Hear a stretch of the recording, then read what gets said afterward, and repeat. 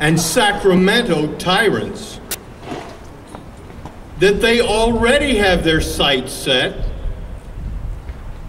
on the income of a few more select Americans. And before long, the income and the assets of every productive American will prove so attractive to these tyrants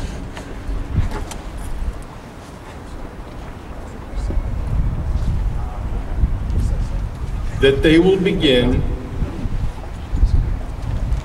to exercise their voracious appetite for money. Your money. The fruits of your ingenuity and your labor. But of course you know that already. That's why you're so angry. And that's why you're here.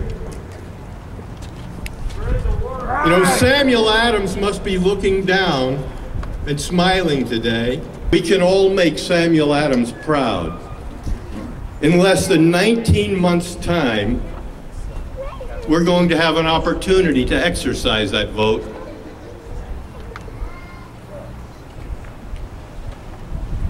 Just as Samuel Adams and his pals threw that tea into Boston Harbor in 1773, all of us can vote to throw the tyrants out of Washington and Sacramento in 2010.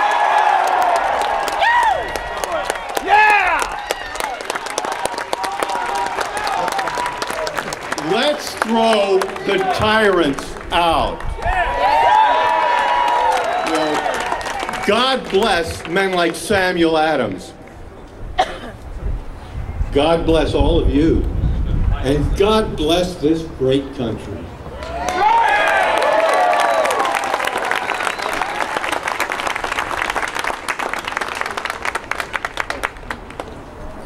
Enough about me. Give an actor a microphone, you never know what you get. But I want to introduce you to some people who you really came to hear. Especially I want to introduce you to somebody I've wanted to meet for a long time. He's a former KFI talk show host and a filmmaker. He recently completed a timely, hard-hitting documentary that I've heard a lot about and I'm looking forward to seeing, Media Malpractice, How Obama Got Elected and Palin Was Targeted. He's been on The View, The Today Show, and his recent guest appearances with Glenn Beck, Sean Hannity, and Bill O'Reilly are making him a Fox News regular.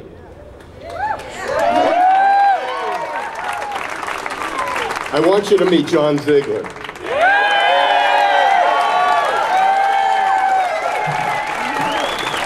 Thank you, Basil. I appreciate everyone being here today. Those of you who may remember me from KFI know I'm a big golf fan, and so it takes a lot to get me to miss the Masters. But thankfully there is such a thing as TiVo, which makes me wonder, you know, how much more efficient would the first American Revolution have been if they had had TiVo and not been distracted by things like ABC's Dancing with the Patriots or Fox's British Idol, which I understand Thomas Jefferson was a huge fan of. But this is obviously a worthy cause, and one I'm very glad to be part of, because we're really talking about the fate of this nation and the fate of our state. And we're really asking the question, which is, it's unbelievable to me that this is even a legitimate question, but it obviously is in this day and age.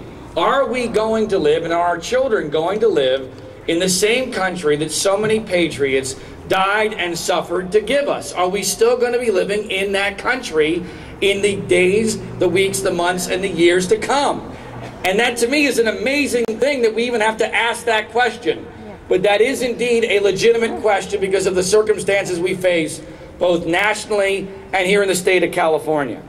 We have a president of the United States who clearly ideologically is a socialist. Yes. We have a Congress, it's true, whether the media will tell you or not, it's true. Ideologically, he clearly is a socialist. Yes. And we have a Congress of the United States that is actually maybe even further left than he is on some of these issues. So a socialist president, a socialist Congress, and an American public that, according to a poll that came out this week, only 53% of whom say that they believe capitalism is better than socialism.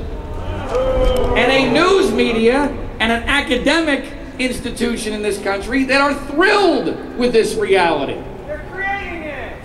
Absolutely, they're creating it. So what could possibly go wrong under this scenario? With a socialist president, a socialist Congress, an uneducated public, and a media that is completely and totally in the tank for this reality. Everything. Exactly. Everything can go wrong unless we stop it. And unless we do everything we can to stop it. But you know, as bad as it is on the national level, to me, it's actually worse on the state level. And here's why.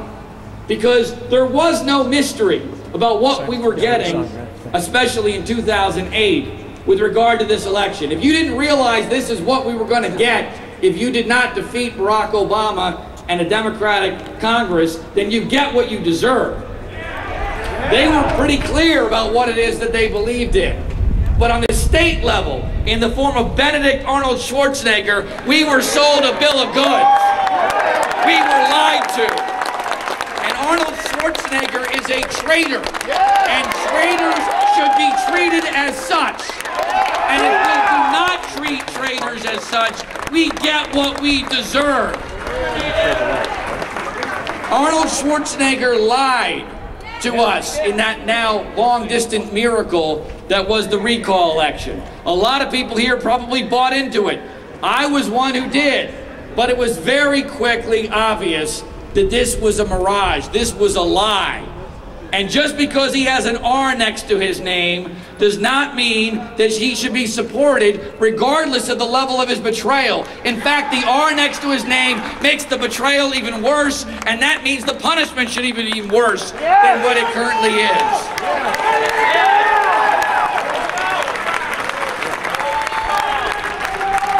Arnold Schwarzenegger has sold out his principles in exchange for some popularity with the press and apparently his wife. And I'm sorry, that is not a fair exchange.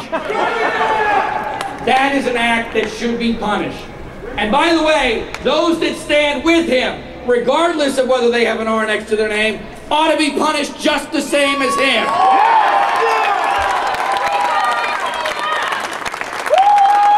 Now in that regard, since our side of the ideological spectrum clearly does not control academia, clearly does not control the news media. We don't control most of the levers of power anymore, but we must take responsibility, though, for our own. And that is why this type of betrayal, I think, is so very important, must be pointed out, and we cannot and should not stand by people who sell out their principles simply for the privilege of a stop to Arnold Schwarzenegger's cigar tent. That should not happen. Hear, hear.